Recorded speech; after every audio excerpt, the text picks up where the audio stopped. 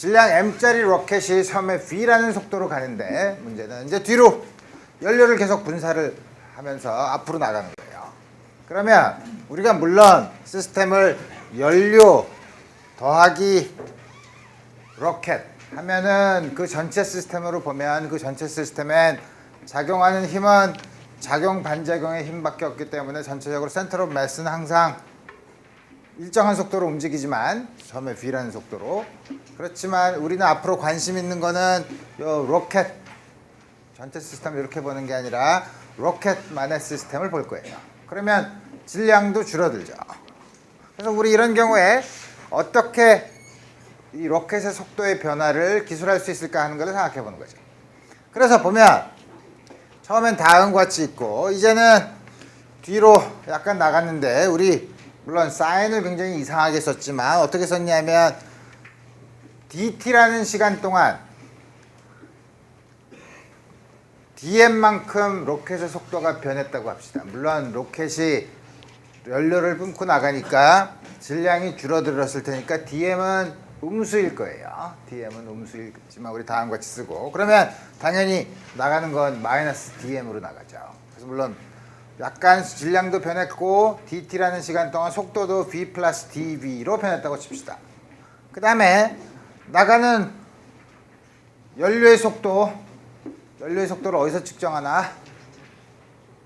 밖에 있는 관측자가 보는 거예요. 밖에 있는 관측자가 이 전체가 v로 움직이는구나. 그럼 이거는 v 플러스 dv 그 다음에 로켓이 연료가 뭐냐면 요 연료가 나온 분출되는 속도를 u라고 하는 거죠. 물론 로켓이 움직이고 있기 때문에 실제로 로켓에 대해서 나오는 velocity는 다를 수 있죠.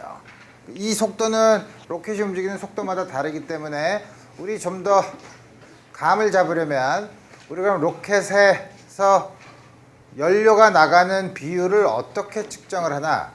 뭐냐면 지구에서 실험실에서 측정을 하죠. 어떻게 하냐면 로켓을 딱 고정을 시켜놓고 지구에다 고정을 시켜놓고 연료를 분출시켜서 연료가 나가는 속도를 보죠. 그게 뭐냐면 로켓에 대한 연료의 상대 속도죠. 그래서 로켓에 대한 연료의 상대 속도를 앞으로 v relative라고 할 거예요. 그러면 지금 밖에서 봤을 때 u라는 속도 마이너스 dm이 가지고 있고 m 플러스 dm이 v 플러스 dv로 가지고 있으면 물론 우리 앞으로 요 물체의 속도만 얘기하겠지만 전체 시스템을 보면 조금 아까 말한 대로 external force가 없기 때문에 주위에 서로 작용하는 힘은 작용 반작용의 쌍밖에 없어서 net force는 0이니까 이 경우랑 모멘텀은 컨서브가 될 거라 이거예요. dt만큼 후에서의 모멘텀과 전체의 모멘텀과 그 전에 사이 모멘텀은 같다는 조건을 쓰면 처음에 mv 마지막에는 마이너스 dm짜리가 u m 플러스 dm짜리가 v 플러스 dv 이게 바로 dt만큼 후의 모멘텀의 흐름이죠. 조금 아까 얘기한 대로 로켓과 분출된 연료의 상대 속도를 도입하면 로켓의 속도는 밖에서 본 연료의 속도에다가 연료에 대한 로켓의 상대 속도를 더하면 되죠. 그리고 이걸 식으로 쓰면 로켓 속도는 dt만큼 지났어요. 로켓 v 플러스 dv는 연료의 속도에다가 로켓에 대한 상대 속도 v relative를 쓰면 되죠. 그래서 보면 여기 u라고 썼지만 우리가 v relative velocity를 알면 그건 우리가 실험실 혹은 지구 표면에서 로켓을 지구에다 꽉 묶어놓은 다음에 연료 분출 속도를 측정할 수 있기 때문에 우리 v relative를 안다고 하면 우리 여기 있는 u는 요 아주 간단한 식에서 v 플러스 dv 대신에 dv 마이너스 v relative를 여기다 집어넣으면 되는 거죠. 그리고 이걸 집어넣으면 그 다음 식에 있나? 다음 거 있나? 간단히 해보죠. 그러면 mv 마이너스 dm u 대신에 v 플러스 dv 마이너스 v relative 플러스 m 플러스 dm v 플러스 dv 굉장히 복잡하게 보이죠. 그렇지만 우리가 뭐냐면 dt라는 시간이 흐르면 dt는 아주 작은 시간이라고 우리 소위 인피니테시멀한 양이라고 하면 그러면 dv도 굉장히 작을 테고 dm도 작을 테고 다음과 같이 되면 이걸 다 곱해서 전개를 하면 dm에 비례하는 양.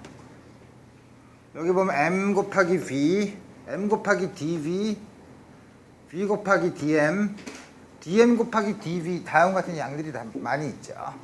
그래서 우리 인피니테시멀한 양을 보면 dm에다 dv를 곱한 거는 인피니테시멀한 걸 2개 곱했기 때문에 1개 곱한 것보다 훨씬 작죠. 그래서 다음과 같은 경우에는 인피니테시멀한 양의 리니어한 텀까지 계산을 해요. 1차 항까지. 2차 항은 거기에 대해서 무시하겠다 이거예요. 그렇게 해서 보면 여기 MV가 있는데 여기 MV는 오른쪽에서 M 곱하기 V랑 서로 상쇄가 되고 그 다음에 나머지 중에서 인피니테시멀한 양의 1차식만 보면 왼쪽은 그래서 0 왜냐면 오른쪽과 MV랑 상쇄가 되니까 마이너스 첫 번째 건 마이너스 DM 곱하기 V 그 다음에 DM 곱하기 DV는 역시 아주 작은 양이라고 생각하고 그 다음에 또 하나는 V relative DM 그 다음에 오른쪽에서는 MDV 플러스 VDM 다음과 같이 주어져서 이것도 역시 상쇄가 돼서 남는 양은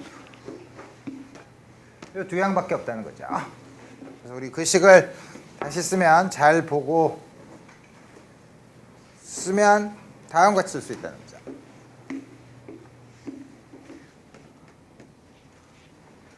이 식은 우리 풀 수 있어요. 이 식은 아주 쉽게 여기 쉽게 풀 수 있지만 우리 풀기 전에 우리 잠깐 딴 길로 들어가 보면 그럼 양변을 시간 dt라는 인피니테시멀한 시간 동안 갔다고 하니까 양변을 인피니테시멀한 시간으로 나눠주면 dt로 나눠주면 여기는 이 양은 m 곱하기 dv dt죠. m이 변하지 않았을 때 이거는 마치 뭐랑 같냐면 이 가속도죠. 로켓의 가속도에 해당되는 거죠. 왼쪽은 V relative 연료의 상대 속도 그 다음에 로켓에 대한 상대적으로 연료의 변화량 아까 DM이 음수라고 했으니까 마이너스 DM은 양수고 DMDT가 마이너스 DMDT는 양수로 단위 시간당 로켓의 질량이 변화하는 비율 다시 말하면 연료가 분출되는 비율이죠. 연료가 분출되는 비율에다가 그걸 우리가 항상 일정하게 분출된다고 하면 DMDT가 R이 양수면 다음과 같이 쓰면 우리 다음 같은 식으로 쓸 수 있어요. 이걸 보면 물론 로켓의 질량이 변하긴 하지만 순간적으로 로켓의 질량이 m이 됐을 때 그때의 가속도는 마치 외부에서 연료 분출로 인한 힘처럼 external force처럼 보이는 양이 있죠. 그래서 우리 이 양을 로켓 타는 사람들은 thrust라고 얘기해요. 그래서 우리 물리적으로 이 양을 보면 아주 재미있는 식을 썼지만 우리 사실 문제를 풀 때는 이것만 가지고 풀 수 있어요. 이거 어떻게 푸냐?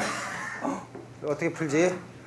양변을 m으로 나누면 dv는 다음과 같이 쓸 수 있죠. v relative는 상수예요. 그리고 적분을 하면 돼요. 적분을 하면 이건 1, 이건 n분의 1을 적분하는 거죠. 여러분 n분의 1을 적분하는 건 쉽죠. 그래서 우리 적분을 하면 왼쪽 걸 적분을 하면 어디서부터 어디까지? 처음 마지막 속도에서 처음 속도까지 그러니까 속도의 변화죠. 속도의 변화는 요걸 적분하면 되죠. 근데 적분하려는데 여기는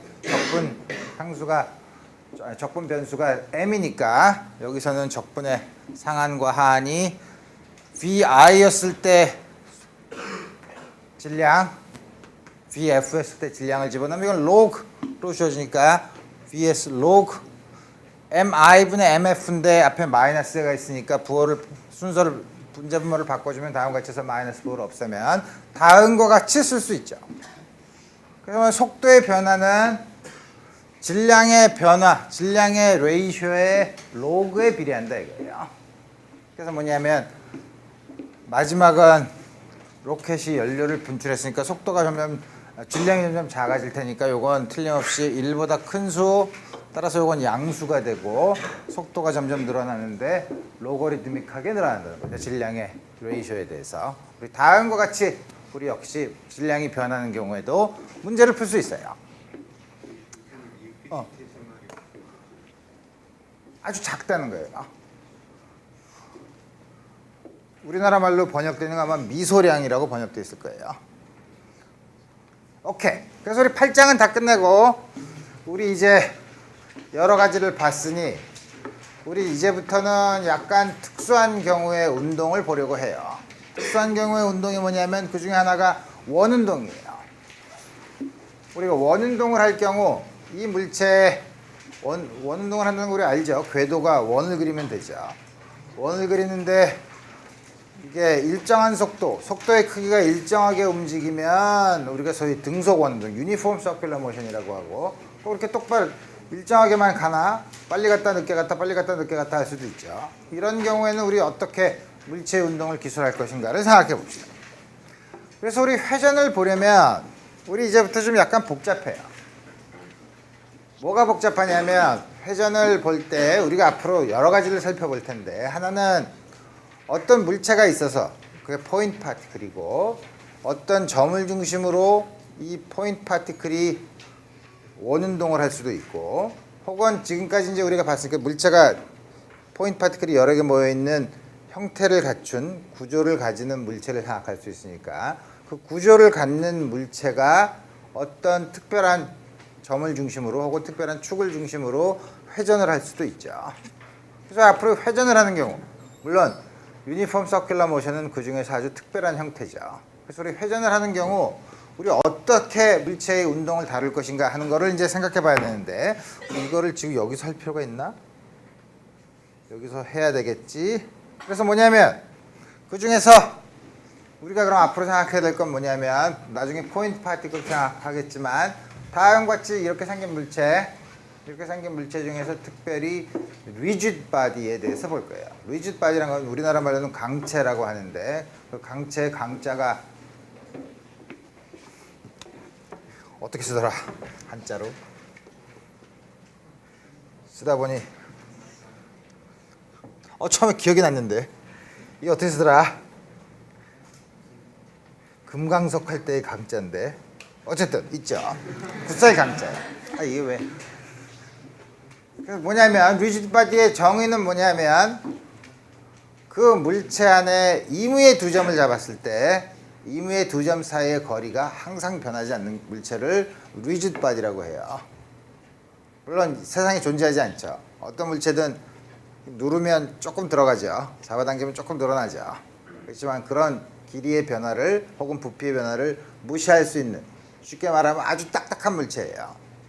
그래서 이무의 두 점을 어떤 두 점을 잡아도 그 점 사이의 거리가 변하지 않는 아주 딱딱한 물체를 우리가 리지드 바디라고 해요. 물론 물렁물렁한 물체를 다룰 수도 있지만 이건 훨씬 더 복잡하죠. 그 안에서 구성하고 있는 물체들이 이렇게 포인트 파티클들이 그 안에서 움직일 수 있으니까 훨씬 더 복잡한데 우리 그 경우도 다룰 거예요. 그런 경우는 우리가 소위 플루이드 미케닉스라고 해서 나중에 또 배우는데 우리 그거는 나중에 생각하고 우선 딱딱한 경우를 생각해 봅시다. 그래서 이 물체가 회전을 한다 이거예요. 회전을 하면 당연히 어떤 회전축에 대해서 회전을 하겠죠. 다음과 같이 어떤 리지드 바디가 특별한 축을 중심으로 회전을 할 때 이 물체의 운동을 어떻게 기술할 거냐. 어떻게 기술하는 우선 뭘 가지고 기술할 거냐를 생각해 봐야 되죠. 그래서 그걸 생각해 보면 오케이 이거를 지금까지 다음과 같이 있는데 회전축을 이렇게 여러분들한테 수직인 곳으로 봐서 이 물체의 단면을 보면 이게 회전축이고 이게 이렇게 물체가 이렇게 도는 거죠. 그럼 그 중에 어떤 한 점을 잡으면 여기서 중심에서부터 R만큼 떨어져 있는 곳에서 이거 R이 굉장히 크지만 R만큼 떨어져 있는 곳에 한 점을 잡으면 여기서 이렇게 돌면 그러면 여기서부터 회전 각도를 잡으면 되겠네. 근데 또 재미있는 사실은 다음과 같이 돌면 리지드 바디인 경우에는 어떤 점이든 회전하는 각도는 똑같죠. 회전하는 경우엔 회전축에 대한 회전 각도를 가지고 기술을 하면 굉장히 좋을 것 같죠. 그래서 보면 반지름이 R만큼 돼 있고 테타만큼 같다고 하면 우리가 물론 회전 각도를 생각할 수도 있지만 여기 벗어나 있지만 한 점이 이렇게 여기만 물체가 이만큼 크다고 하면 한 점이 여기서부터 반지름 r인 것이 세타만큼 움직이면 여기는 원호의 길이 s랑 회전각도 세타 사이에는 특별한 관계가 있죠. 원호의 일부니까 세타를 레디안으로 쓰면 s는 r 곱하기 세타의 관계가 있죠. 다음과 같은 관계를 이용하면 우리 이제 로테이션에 대해서 우리 볼 수 있을 텐데 앞으로 이제 지금까지 물체가 한 곳에서 다른 곳으로 이렇게 포인트 파티클이 움직이는 경우를 이동하는 경우를 트랜슬레이션이라고 얘기해요. 이동하는 거죠. 트랜슬레이션을 했을 때와 로테이션을 비교해 보면 우리 앞으로 트랜슬레이션인 경우에 우리가 관심 있었던 게 뭐냐면 디스플레이스먼트 r, 그다음에 이거에 대한 시간에 대한 변화 velocity v, velocity에 대한 시간의 변화 acceleration을 봤었죠.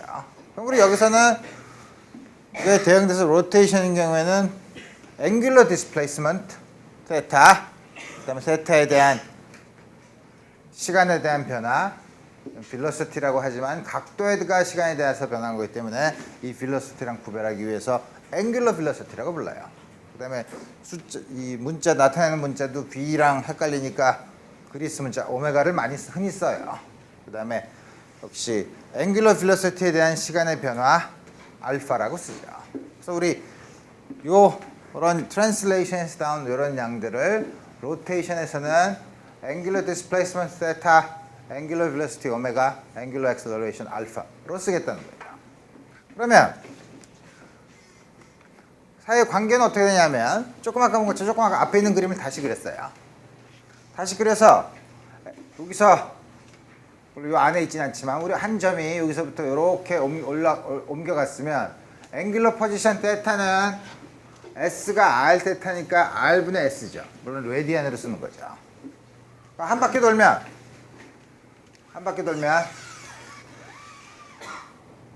원호의 길이가 2파의 R, 반지름은 R이니까 2파이죠. 한 바퀴는 2파의 레디안이에요. 그래서 1레디안은 물론 각도로 쓰면 이게 360도니까 360을 2파이로 나누냐 대략 57.3도 정도 되죠.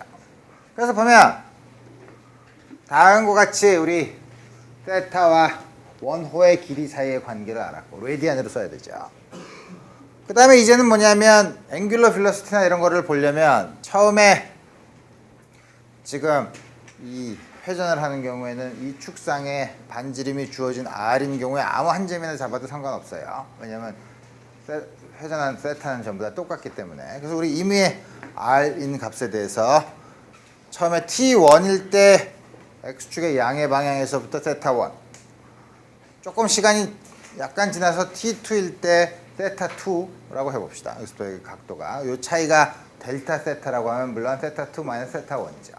그래서 뭐냐면 angular displacement는 델타 세타는 세타 2 마이너스 세타 1, angular velocity는 우리가 트랜슬레이션에서 봤을 때랑 똑같이 정의해요. 어떻게 정의하냐면 세타 2 마이너스 세타 1, 델타 세타를 그 사이 시간 간격으로 나눠요. t2 마이너스 t1, 그걸 이렇게 델타 t라고 하면 델타 세타, 델타 t로 나눈 다음에 델타 t를 0으로 보내는 극한을 취하면 되죠. 그게 바로 우리가 잘 아는 미분에 대한 데피니션이에요. 저희 d 세타 dt로 쓰고 angular acceleration은 역시 마찬가지로 d 오메가 dt로 쓰죠. 하지만 이건 뭐죠? 지금 여기 나타나는 acceleration은 뭐냐면 앵글에 대한 acceleration이에요. 앵글에 대한 acceleration은 뭐예요? 회전을 할 때 이쪽 방향, 이 원을 그리면 원의 접선 방향에 해당되는 가속도에 해당되는 거죠. 그래서 우리 보면 그러면 중심 방향으로 해당되는 가속도는 어떻게 하나? 생각해 봐야죠. 그래서 보면 이제 드디어 조금 아까 봤던 그림을 다시 보면 이 회전축이 있고 그 다음에 이 물체가 그 회전축을 중심으로 돌면 여기서부터 전피가 시간 t만큼 지났을 때 세타만큼 움직였다고 하면 그 세타 그 다음에 앵귤러 벨로시티가 오메가, 그럴 때 보면 이 점의 속도는 앵귤러 벨로시티만 있고 벨로시티는 어떻게 되냐면 항상 원에 접하는 방향으로 가죠. 원의 접선 방향으로 속도가 주어지는데 그 양은 크기는 어떻게 오메가랑 그러면 V 사이 이 V는 어떻게 구하냐면 쉽게 우리 구할 수 있어요. S는 R 세타라고 했었죠. V는 ds dt 이쪽 방향의 원호의 길이에요. 원호의 방향이니까 접선 방향이에요. 항상 크기는 다음과 같이 쓸 수 있고 R은 고정돼 있죠. 회전돼 있을 때 R은 고정돼 있으니까 시간에 대한 미분할 때 R은 앞으로 나오고 dθ dt 따라서 이게 오메가니까 V는 R 오메가의 관계가 있죠.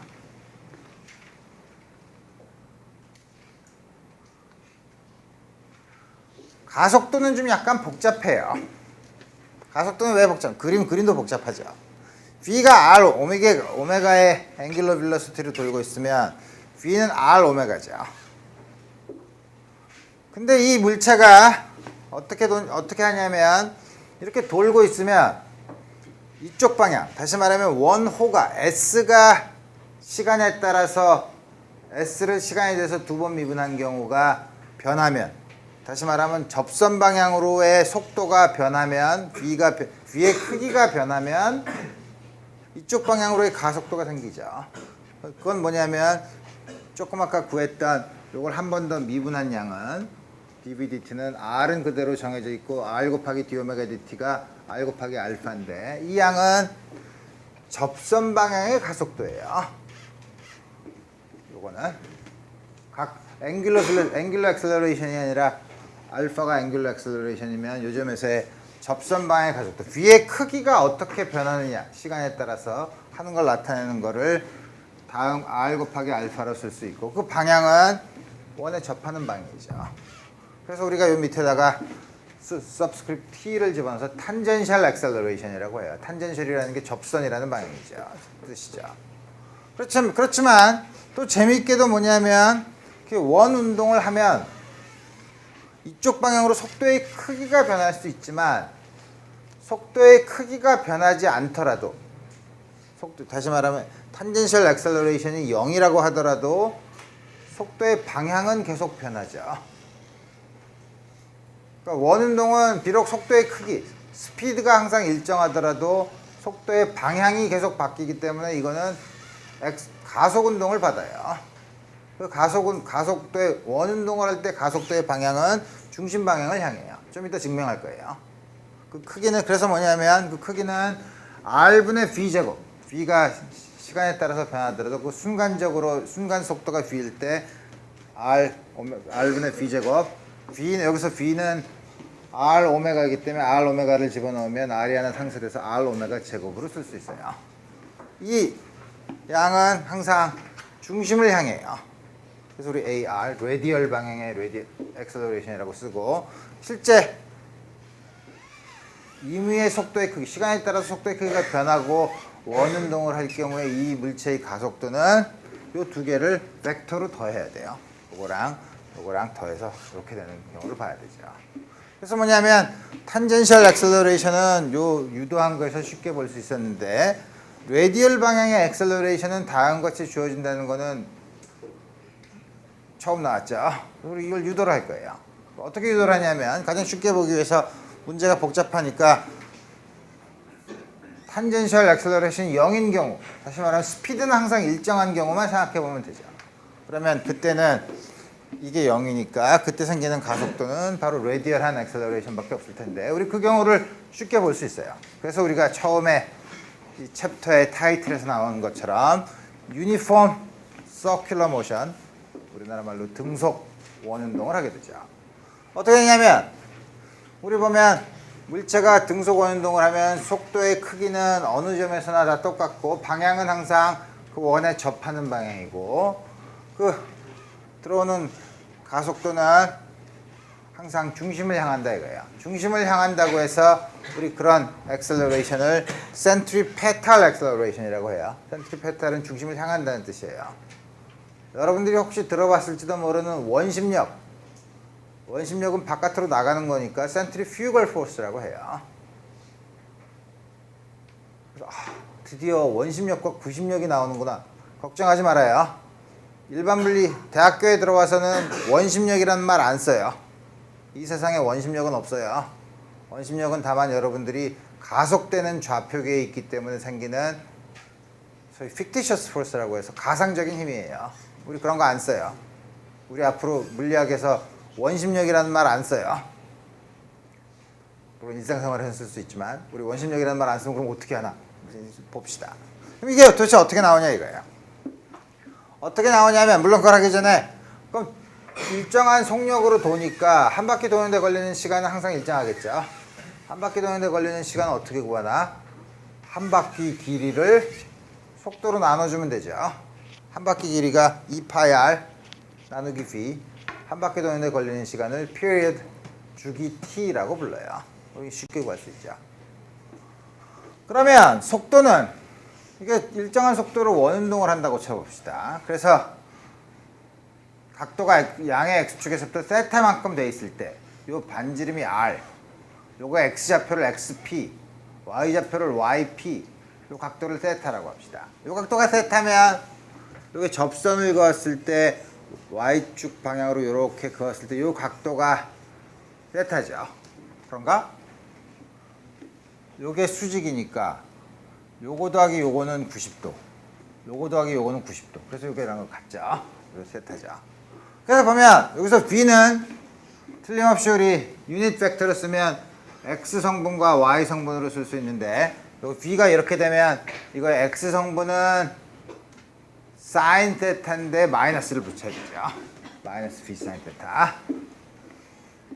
그 다음에 Y 성분은 V 코사인 θ죠. 그래서 우리 다양한 거 쓸 수 있어요.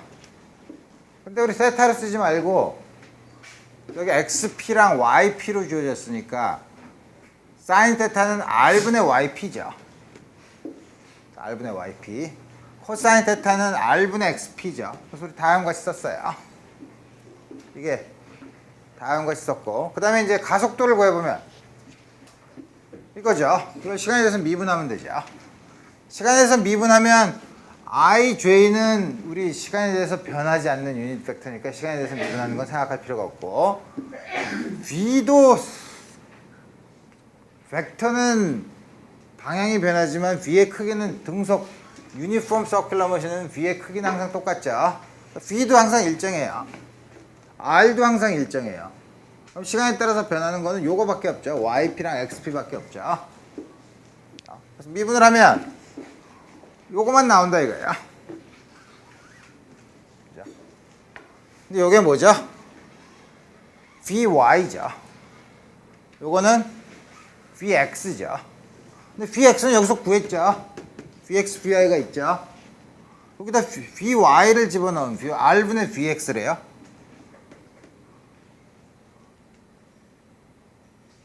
다시 말하면 요걸 집어넣으면 되죠. V 코사인 θ. 마이너스 R분의 V제곱 코사인 θ. 요거는 마이너스 V 사인 θ. 마이너스 R분의 V제곱 사인 θ. 다음과 같이 집어넣었다 이거예요.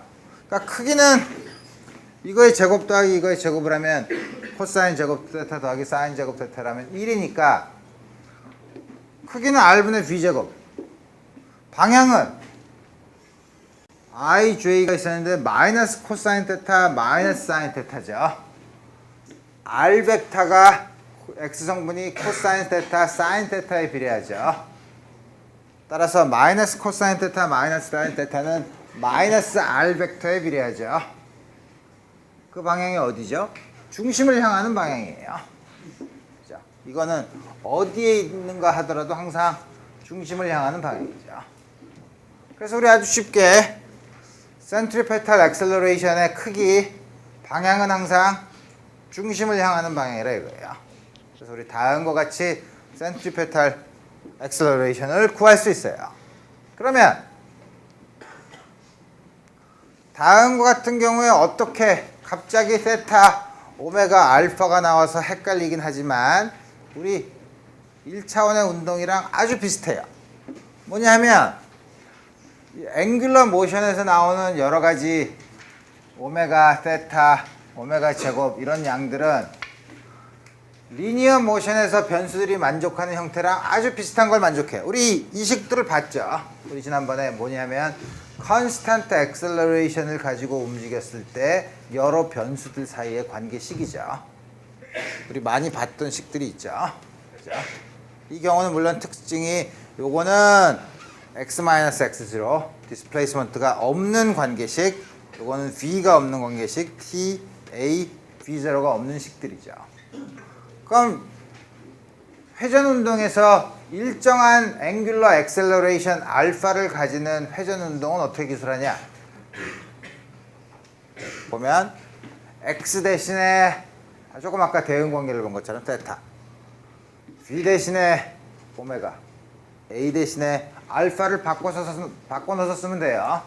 새로 다시 외울 필요 없죠. 비교해보면 V 대신에 오메가, V0 대신에 오메가 0, A 대신에 알파, 여기도 X-X0 대신에 세타-세타 0, 오메가 0T 플러스 2분의 1 알파 T 제곱. 여기 나와 있는 식들은 전부 다 요거를 비교해보면 거기에 대응되는 리니어 모션에서 나타나는 변수들에 대응되는 앵귤러 베리어블들을 바꿔서 쓰면 이 경우는 물론 컨스탄트 액셀러레이션이 있을 경우에 컨스탄트 앵귤러 액셀러레이션이 있을 때 여러 가지 공식들을 그대로 쓸 수 있죠. 우리 그렇게 어렵지 않아요. 오케이. 그래서 보면 유니폼 서큘러 모션을 하면 유니폼 서큘러 모션을 할 때는 여러 가지 경우가 있죠. 지금 이 경우에는 돌에다가 끈을 달아서 돌을 이렇게 돌리는 경우죠. 돌리면 중심이 자꾸 움직이는데, 그러니까 돌리다가 딱 서 있을 때 돌죠. 도는 경우 당연히 이건 원 운동을 하죠. 그 다음에 속도의 크기가 일정하다고 하면 반지름이 R이고 속도의 크기가 일정하다고 하면 센트리페탈 액셀러레이션은 반지름이 large R, 속도가 V라고 하면 R분의 V제곱. 이물체의 질량을 M이라고 하면 당연히 여기서 액셀러레이션에다가 mass를 곱하면 힘이 나오죠. force가 나오죠. 센트리페탈 force, 가속도에다가 질량을 곱한 거라고. 원운동인 경우에는 등속 유니폼 서큘러 모션일 경우에는 센트리페탈 포스는 항상 다음과 같은 형태로 쓸 수 있어요. 이제 문제는 그럼 저런 힘을 누가 주냐 이거예요. 줄을 매달았으면 줄이 잡아당기죠. 그죠? 줄이 잡아당기니까 이 사용한 건 텐션이죠. 텐션이 센트리페탈 포스를 줘요. 텐션의 크기를 구할 수 있죠. 그 외에 여러 가지 원운동을 할 경우에는 반드시 센트리페탈 포스를 주는 힘이 있어야 돼요. 여러 가지가 있을 수 있죠. 텐션, 태양과 지구가 태양 주위를 도는 것도 아주 근사적으로는 등속 원운동을 할 수 있다고 하는데, 물론 원이 약간 찌그러져서 타원이긴 하지만 거의 그래도 원에 가까운데, 그런 경우에는 어떻게 되냐면 지구와 태양 사이의 중력, 그래비티에 의해서 되는 거죠. 물론 질량 중심에 대해서 회전을 하죠. 그렇지만 태양이 워낙 질량이 크기 때문에 두 시스템의 질량 중심은 거의 태양의 질량 중심이랑 비슷한 데 있어요. 또 뭐냐면 우리가 자동차가 이렇게 한 바퀴 돌 때 어떻게 되죠? 미끄러운 데서 얼음판에서 돌라 그러면 돌지 않죠. 쭉 똑바로 가죠. 미끄러져 나가나?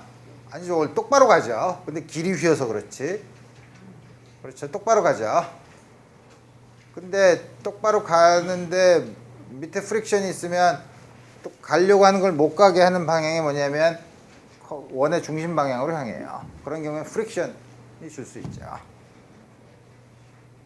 그 외에 여러 가지 줄 수 있는 방법이 많이 있어요. 그러니까 어쨌든 뭐냐면 어떤 경우든 원운동을 할 때 센트리페탈 포스는 다음과 같이 쓸 수 있다 이거예요. 이게 실제로 작용하는 힘이 무엇이냐, 그 힘과 같다고 놓아서 센트리페탈 포스가 어떻게 주어지는가를 알 수 있어요. 그 다음에 가속도는 이제 속도가 V가 항상 일정한 경우를 보는데 V는 R 오메가죠. 그다음에 A는 R분의 V제곱이니까 V 대신에 R 오메가를 집어넣으면 앵귤러 액셀러레이션이 아니라 실제로 리니어 액셀러레이션은 R 곱하기 오메가 제곱으로 쓸 수 있어요. 그리고 이 관계식을 우리 앞으로 굉장히 많이 쓸 거예요. 오케이. 그래서 우리 다음 같은 경우는 봤는데, 그러면 예를 들어 봐야죠. 코니컬 펜들럼. 펜들럼이지 코니컬한 건 뭐야? 여태까지 여러분들 펜들럼은 이런 거 봤죠? 이렇게 움직이는 거 봤죠? 그게 아니라 이렇게 돌면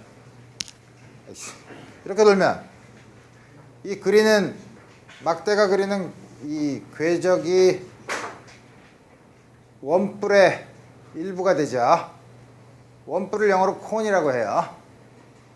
콘의 형용사가 코니컬이에요. 그래서 코니컬 펜들럼이에요. 이렇게 돈다는 거예요. 이렇게 돌면 여기서 각도 파이를 가지고 길이가 L인 물체가 M, 또 R과 L과 파이를 다 주는 거는 소위 리던던트하다고 하죠. 세 개를 다 줄 필요가 없죠. 두 개만 주면 나머지 한 개를 알 수 있죠. 어쨌든 그러면 이거 안 준 거죠. L과 길이 L인 곳의 질량 M인 것, 물론 이 줄의 질량은 무시하고 수직선과 파이라는 각도에서 지금과 마찬가지로 이렇게 원운동을 한다 이거예요. 이렇게 원운동을 할 때 원운동을 하는 각속도가 앵귤러 빌로시티가 얼마냐? 라고 물어보는 문제예요. 이 문제를 보면 당연히 여기에 작용하는 힘을 봐야죠. 작용하는 힘은 중력이 있을 테고 텐션이 있겠죠. 그러면 이게 이 단면으로 보면 이렇게 원운동을 하니까 이거를 텐션을 이쪽 방향의 수직인 성분, 지표면과 평행한 성분이랑 수직인 성분으로 나눠주면 이쪽 방향으로는 아래 위로 안 움직이니까 틀림없이 이 성분과 이 성분은 서로 상쇄가 될 테고 이쪽 방향의 힘은 꼭 이렇게 가야 되겠네. 지금 이렇게 움직이고 있으니까 이게 바로 센트리페탈 포스를 준다 이거예요. 그죠? 우리 이제 드디어 아이디어는 알았어요. 그럼 이제 식을 쓰면 되죠. 수직 방향은 좀 t 코사인 파이, 그게 중력이랑 같으니까 mg. 이 방향의 힘은 t 사인 파이, m 곱하기 r분의 v 제곱인데 그걸 r 오메가 제곱으로, 이게 앵귤러 액셀러레이션이죠. 아니 액셀러레이션이죠. m 곱하기 r 오메가 제곱, m 곱하기 a를 쓴 거예요. 두 식을 썼죠. 근데 여기서 본 것처럼 R은 그럼 여기 안 나왔네. R은 그렇지만 구할 수 있죠. R은 어떻게 구하나? L sin 파이죠. R이 L sin 파이래. 양쪽에서 sin 파이 없어지죠.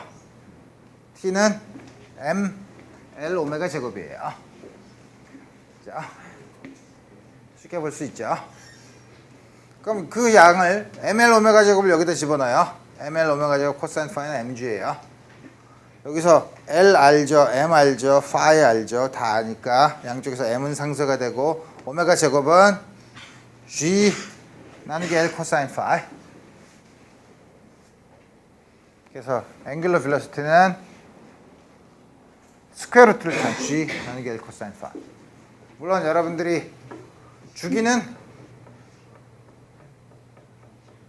주기가 뭐죠? 한 바퀴 도는데 걸리는 시간이죠. 뭐? 말을 해. 얘기를 했으면. 내가 얘기를 해야 되나? 오케이. 그래서 뭐냐면 주기는 어떻게 구하죠? 피리어드는 어떻게 구하죠? 한 바퀴 도는 거 2파이 r을 속도로 나누면 되죠. 2파이 r을 속도로 어떻게 나누나? 다시? 나 지금 그 얘기 하려고 그래요. 아직까지 내가 얘기 안 했잖아. 그죠? 그래서 T는 2파이 R 나누기 V죠. 근데 V는 R 오메가라 그랬죠. 그래서 2파이를 오메가로 나눈 양이에요. 우리 뭐냐면 앵귤러 빌로시티, 그래서 오메가 곱하기 T는 2파이예요. 어떻게 구하지? 여기 위에 있는 걸 구했으니까 2파이 스퀘어 루트 L 코사인 파이 나누기 G. 한 바퀴 도는데 걸리는 시간을 구했죠. 단위 시간에 몇 바퀴 도나? 1초에 몇 바퀴 도냐라고 물어보는 거예요. 단위 시간은 우리 SI 유닛에서는 1초니까 1초에 몇 바퀴 도냐 하는 건 어떻게 계산하죠? 주기의 역수를 구하면 돼요. 그죠? F는 진동수, 그걸 진동수라고 하면 역수. 근데 오메가가 t가 2파이를 오메가로 나눈 거래. t분의 1은 오메가를 2파이로 나눈 거죠. 2파이 f죠.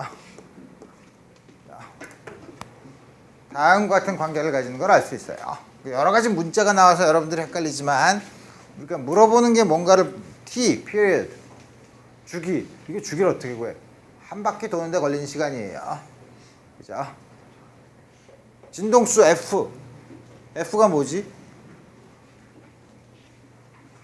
1초에 몇 바퀴 도냐고 물어보는 거예요. 진동수라는 건. 그죠? 앵귤러 빌로시티는 약간 헷갈리지만 거기다가 진동수에다 2파이를 곱하면 되는 거죠. 왜 2파이를 곱하나? 한 바퀴 도는 게 2파이 레디안이죠. 그죠? 1초에 한 바퀴 돌면 2파이 레디안 돈 거예요.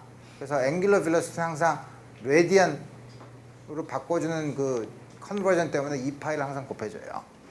우리 그 관계는 우리 나중에 생각해 보면 되고. 그래서 우리 그건 너무 간단하니까 옛날에 나온 서커스단의 광고예요. 정말 잘 그렸죠. 요새는 이렇게 그리기 어렵죠. 그래서 여기서 자전거를 타고 한 바퀴 도는 거죠.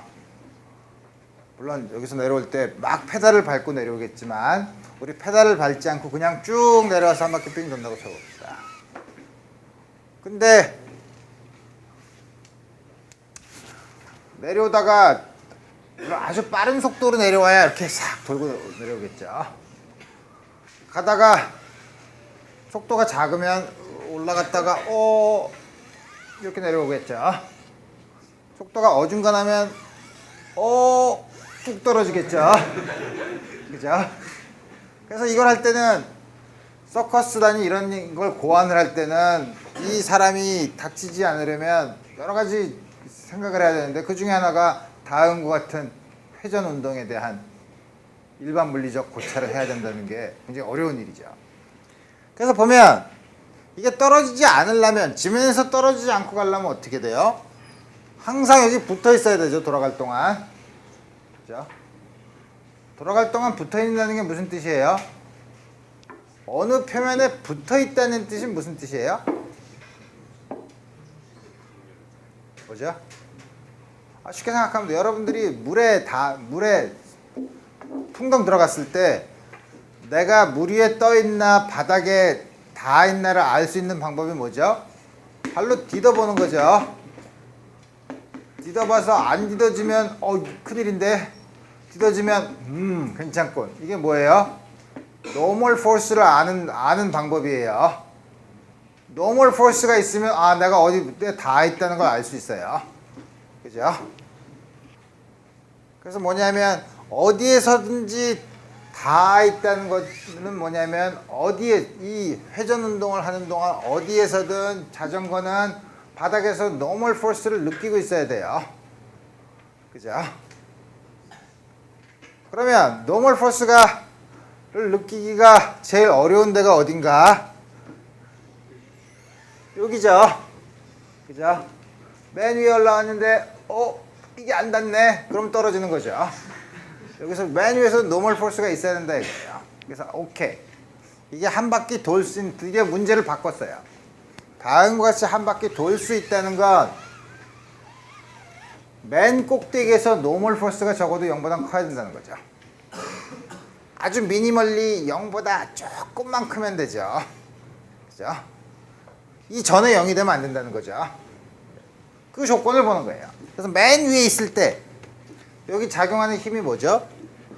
중력, normal force. 그죠? 이 두 개 합해서 어떻게 되죠? 순간적으로 물론 돌아가면서 이쪽 방향으로 속도의 크기가 변하기 때문에 등속 원운동은 아니에요. 그렇지만 순간적으로 여기서 원운동을 하고 있죠. 어쨌든 원운동을 하고 있을 때 중심으로 향하는 거는 이건 틀림없이 centripetal force acceleration이에요. 그러니까 이때는 normal force랑 gravitational force가 합쳐서 가속도를 주는데 이 가속도가 정확히 centripetal force가 돼야 된다 이거예요. centripetal acceleration이 돼야 된다 이거예요. 그래서 뭐냐면 Fn 더하기 mg 반지름이 r이라고 하면 r분의 m v제곱 fn이 조금이라도 커야 된다며. 그죠? 조금이라도 크려면 mg가 이게 조금이라도 크려면 어떻게 써야 되나? fn이 조금이라도 크면 요게 mg보다 조금이라도 크네. 그죠? 그래서 g가 r분의 v제곱. v의 맥시멈은, 그러니까 v의 맥시멈을 구할 수 있죠. 아주 떨어지지 않으려고 하는 b가 훨씬 크면 되지 않나? 이게 맥시멈인가 이게? 미니멈인 것 같은데? 그죠? 내가 잘못 썼네. b의 미니멈. 그래서 뭐냐면 그게 뭐냐면 b는 스퀘어 루트 rg죠. 물론 마찰이 없는 경우네요.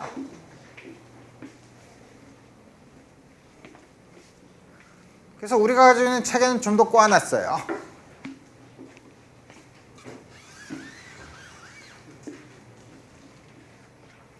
여러분들이 혹시 골드버그 머신이라는 걸 들어봤으면 골드버그 경연대회 할 때 이 짓 여러 번 해야 점수를 많이 줘요. 3번까지. 한 번에 3점씩이죠.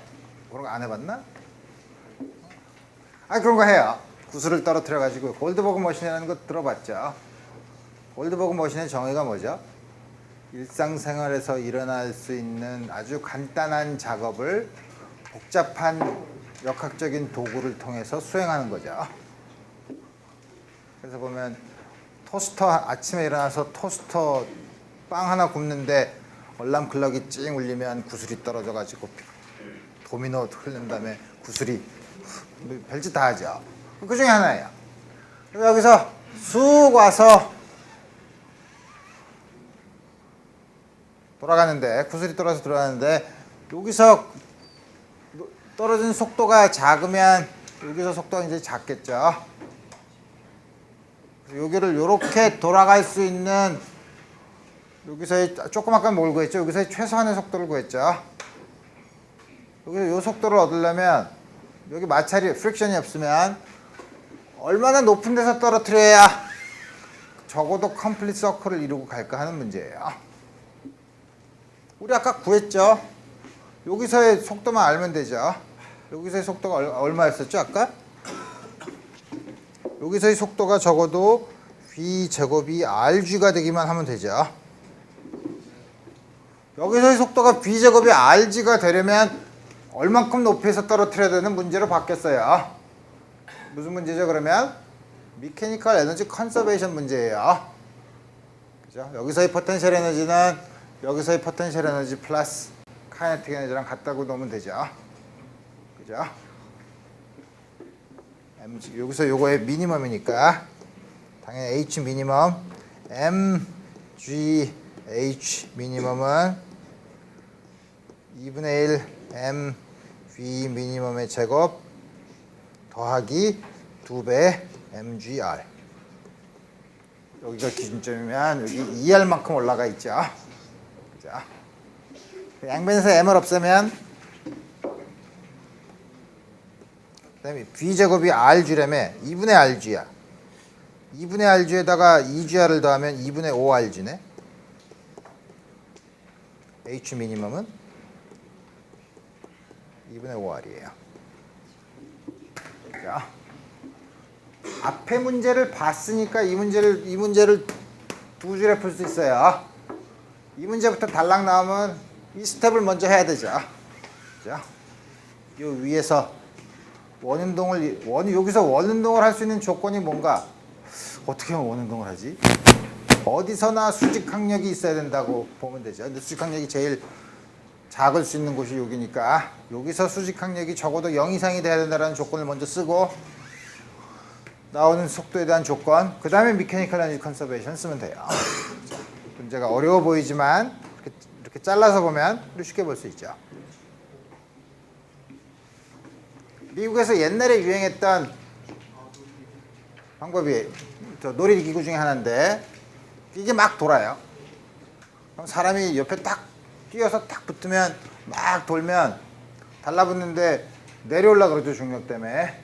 근데 여기 마찰력이 있으니까 내려오지 않는 거랑 이거랑 서로 상쇄를 할 수 있나?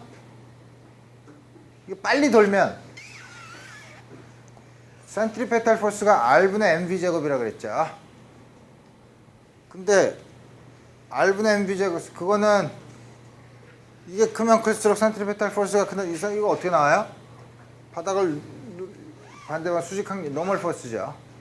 근데 마찰력은 노멀 포스에 비례하죠. 점점 크면 최대 정지 마찰력까지 갈 수 있으니까 그럼 이 최대 정지 마찰력이 중력이랑 같은 경우에 딱 달라붙을 수 있죠. 그래서 이런 놀이기구 없어요. 위험해서. 그렇지만 이 사람이 그게 아니라 옛날 구식 세탁기에 빨래라고 생각하면 막 돌고 있을 때 빨래를 여기다가 탁 던지면 어느 속도로 돌면 붙어 있을까를 알 수 있죠. 자, 이 경우는 이렇게 돌고 있으면 굉장히 복잡하긴 하지만 원운동을 하죠. 서큘러 모션을 하고 있다고 하면 이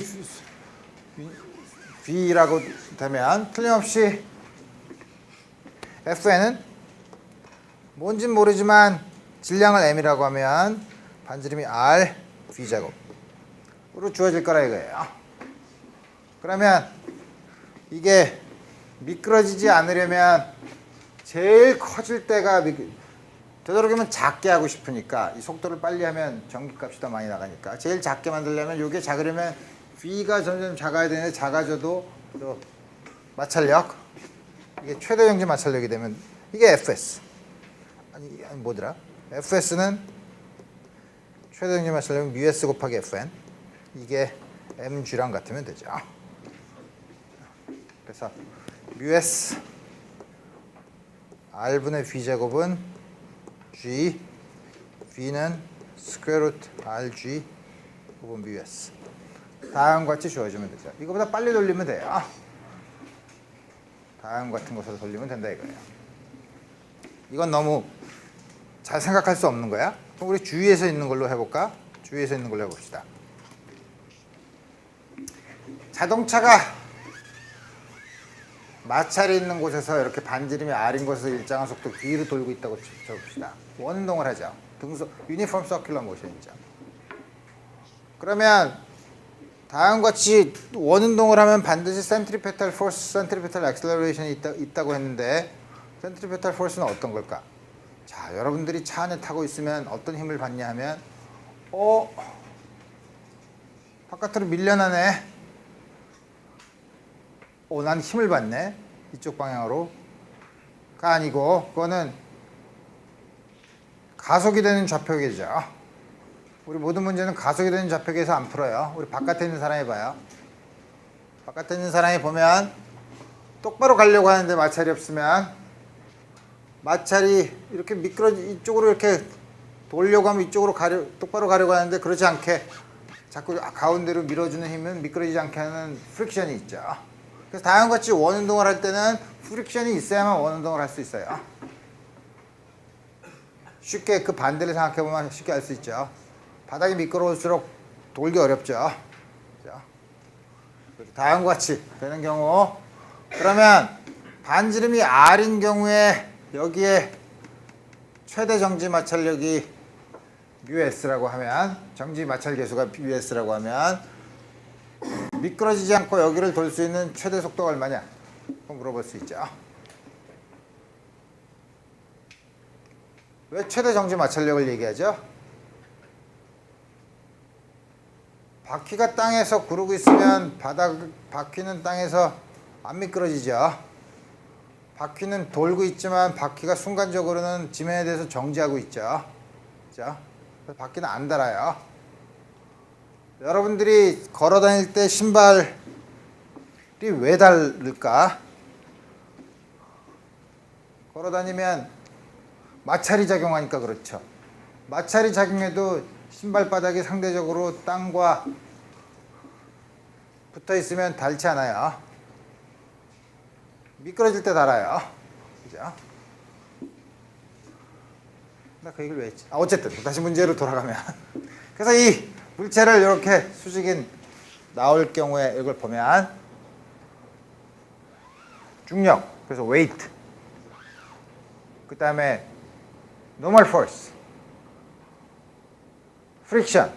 이게 centripetal force acceleration을 준다는 거죠. 그래서 보면 이쪽 방향으로는 가속 운동을 안 하니까 normal force는 중력이랑 같아야 돼요.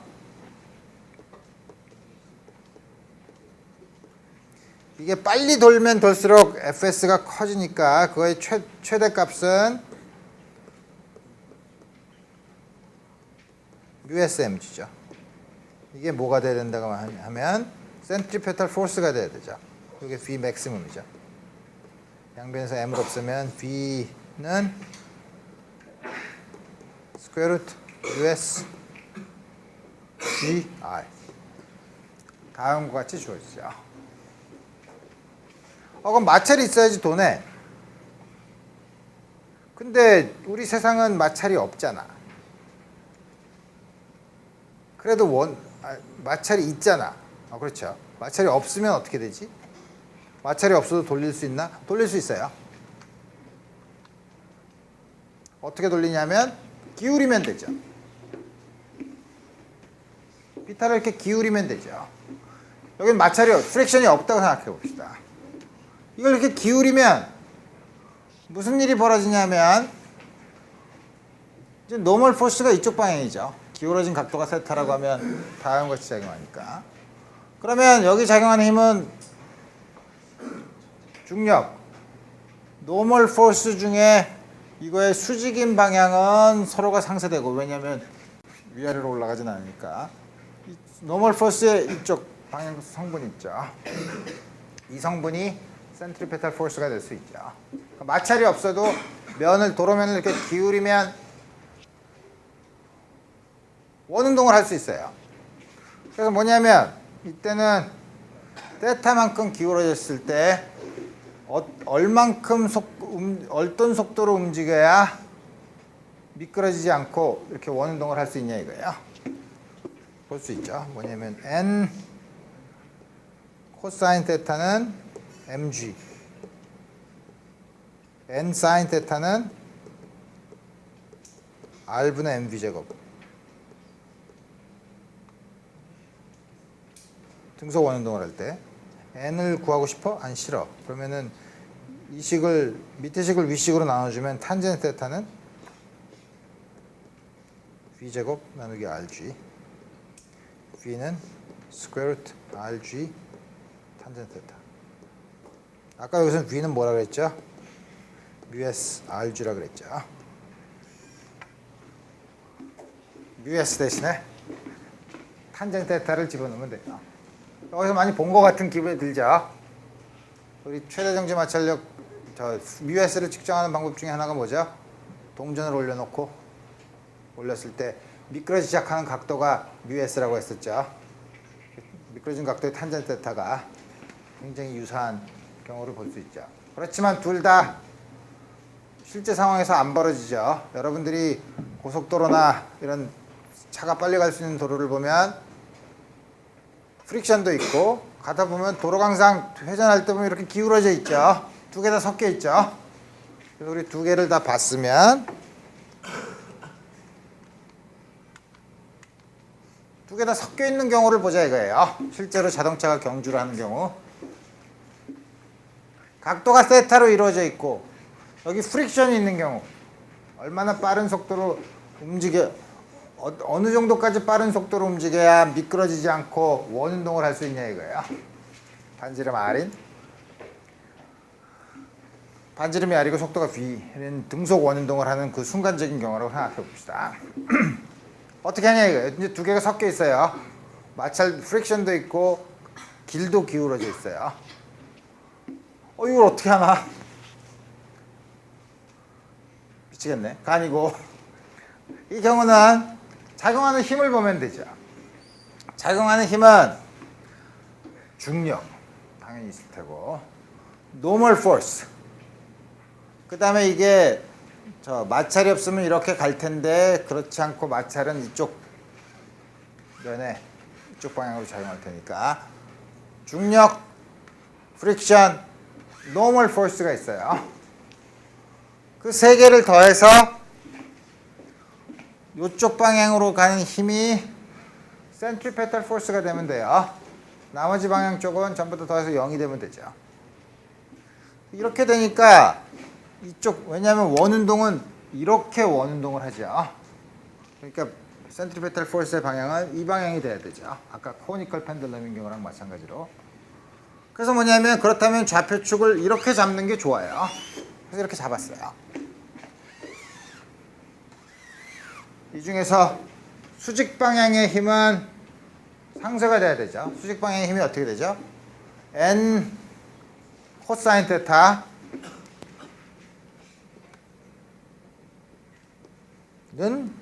밑에 있는 거죠. f 사인 테타 더하기 mg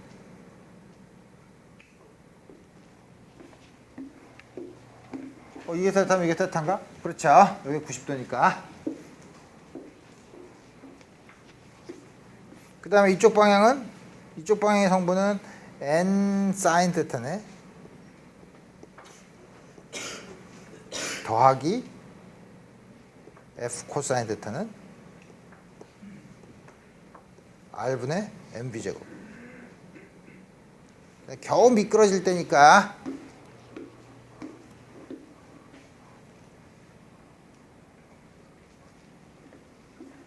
F가 가장 클 때를 보니까 F는 어떻게 되죠? US 곱하기 N인 경우 최대 정지 마찰력이 작용할 때 그러면 이거 어떻게 쓰나? 넘겨서 쓰면 되죠. N 코사인 테타 마이너스 뮤 S 사인 테타는 mg. 밑에 있는 식도 F 대신에 뮤 S N을 집어넣으면 N 사인 테타 플러스 뮤 S 코사인 테타는 R분의 mv죠. 노멀 포스를 구하라면 귀찮지만 다 구할 수는 있어요. 왜냐하면 미지수가 하나, 둘이니까 두 개 다 구할 수 있어요. 그렇지만 우리 문제에서 B만 구하라니까 우리 N은 구할 필요 없죠. N을 구할 수도 있어요.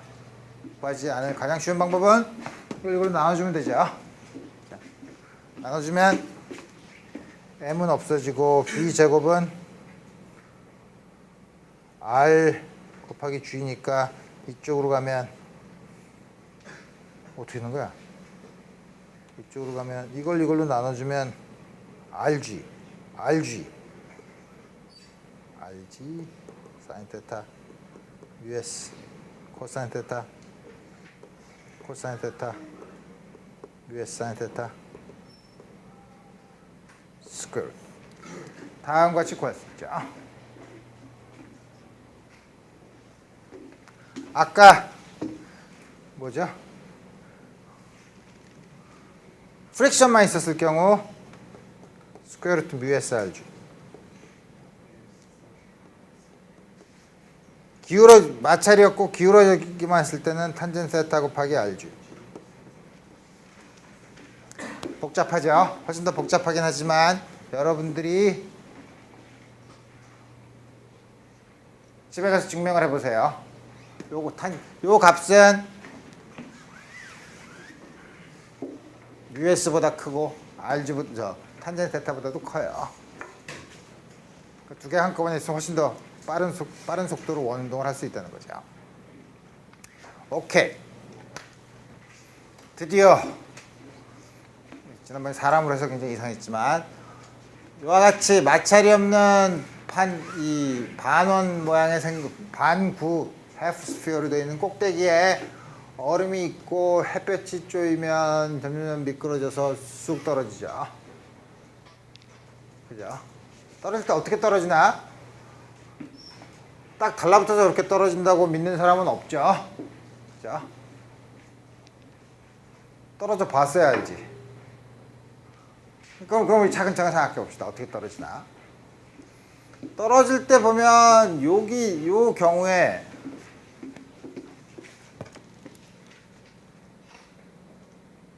받는 힘을 생각해 보면 되죠. 받는 힘이 어떻게 되나?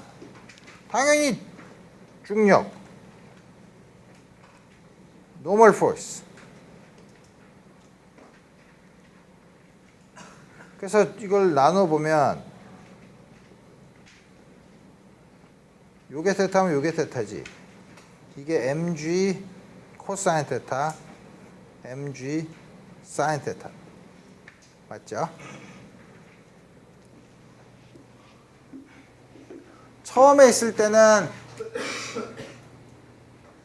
가만히 정지했을 때는 세타가 90도니까 노멀 포스가 mg랑 같죠. 이렇게 가면서 노멀 포스는 점점 작아지죠. 그죠?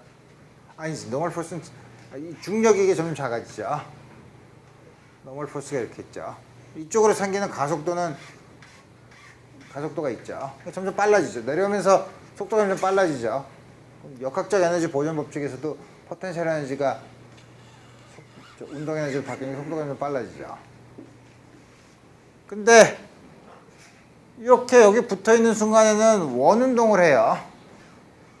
원운동을 하면 센트리페탈 포스가 반드시 있어야 되죠. 센트리페탈 포스가 뭐죠? 노멀 포스랑 이쪽 방향이랑 mg 사인 테타가 있으면 노멀 포스보다는 mg 사인 테타가 커서 이쪽 두 개를 합한 넷 포스가 이쪽 방향으로 있어야 센트리페탈 포스가 생기는 거죠. 달라붙어 있는 경우에는 노멀 포스보다 이게 더 큰 거예요. 그죠? 다시 거꾸로 얘기하면 이 얼음이 가면서 내가 여기 붙어있니? 하고 봤을 때 노멀 포스가 이제 여기 계속 있는 경우죠. 쭉 가다가 속도가 점점 빨라지면 세타가 점점 내려가면 속도가 빨라지면 센트리페탈 포스는 R분의 mv 제곱 점점 커져야 되는데 내려오면 내려올수록 사인 테타도 작아지고 이게 작아지고 노멀 작아지면 노멀 포스는 점점 작아지고 하면 어느 순간 여기서 떨어지죠. 떨어져서 접선의 속도를 가지고 여기서부터는 자유낙하를 하죠. 떨어지는 점의 위치가 어디냐 이거예요.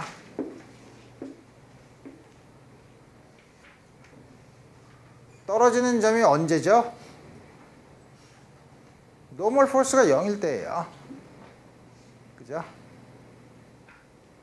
노멀 포스가 0일 때 떨어지죠. 노멀 포스가 0일 때는 그러면 그때 주어지는 센트리페탈 포스가 뭐죠? 요거밖에 없어요. 그죠? 그래서 떨어지는 순간 그때 순간적으로 원운동을 하는데 그때 센트리페탈 포스는 mg 사인 테타 이 반지름이 r이라고 하면 이게 그때 r분의 mv 제곱이죠. 언제 떨어지냐면 세타가 요때 떨어진다 이거예요. 그러니까 근데 우리가 V를 모르죠. V는 근데 어떻게 알죠? 조금 아까 말한 것처럼 미케니컬 에너지가 컨서브가 되죠. 맨 위에 있을 때가 미케니컬 에너지가 얼마죠?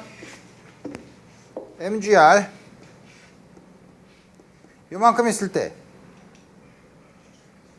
2분의 1 mv 제곱 카이네틱 에너지 더하기 포텐셜 에너지가 얼만큼 있냐면 이게 r이면 이게 r 사인 테타네. r 사인 테타죠. 그런가? mg r 사인 테타. mv 제곱은 2배 gr 1 마이너스 사인 테타. 여기다 집어넣으면 되죠. mv 제곱은 mv 제곱 이게 v 제곱이죠. 양변을 다 m으로 나눴으니까 여기서도 m으로 나누면 이게 뭐냐면 r분의 v 제곱은 2배 g 1 마이너스 사인 테타네. 양변에서 g를 없애면 사인 테타는 2 빼기 2 사인 테타네. 3 사인 테타가 2인 곳이죠. 사인 테타가 3분의 2인 곳.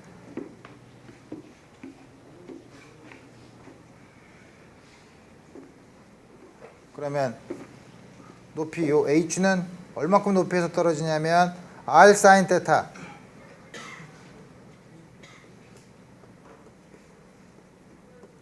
밑에서 3분의 2r만큼 떨어진 곳에서 떨어지죠. 다음과 같이 우리 문제를 풀 수 있다 이거예요. 우리 원운동인 경우에 별짓을 다 했네. 그래서 9장이 등속 원운동, 유니폼 서큘러 모션. 물론 이건 유니폼 서큘러 모션은 아니에요. 그렇지만 요 순간에는 하여튼 원운동을 하고 있죠.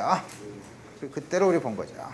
그래서 우리 다음과 같이 유니폼 서큘러 모션에 대해서 이번 시간에 간단하게 봤으면 다음 주에는 일반적인 로테이션, 복잡하게 생긴 일반적인 물체의 로테이션에 대해서 생각해 보도록 합시다. 오늘 여기까지 하겠습니다.